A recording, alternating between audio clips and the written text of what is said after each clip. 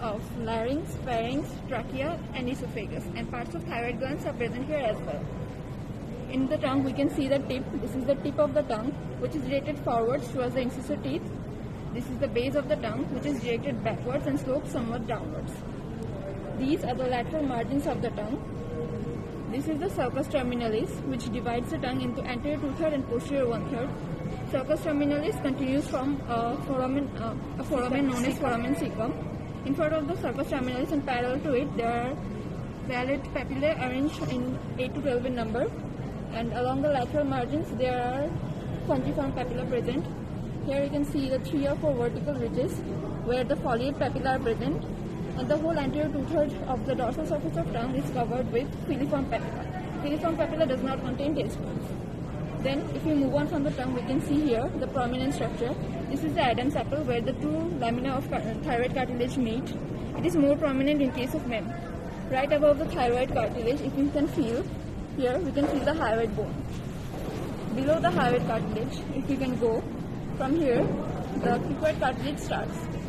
The lower border of cricoid cartilage coincides with the lower border of 6 cervical vertebra. From here the trachea starts, and then if you can move this like this, here we can see the C-shaped cartilages present in the inside of trachea.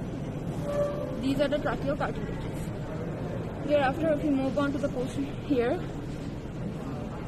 in front and the sides of trachea are overlapped by thyroid gland. This is the lateral lobe of thyroid gland. This is not as prominent and not present here in this side.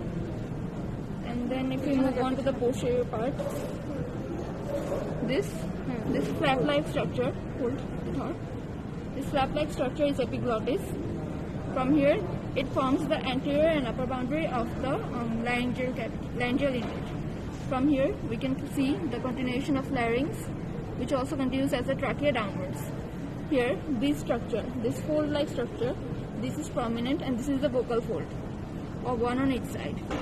And if we see behind the larynx, if we close it, the larynx, if we close the larynx, this is completed larynx. And these two fossa present on each side of the larynx on the lateral wall, these are the pyriform fossa.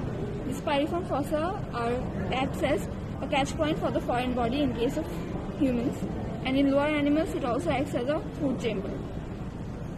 The pyriform fossa are present on each side of the lateral wall of the pharynx.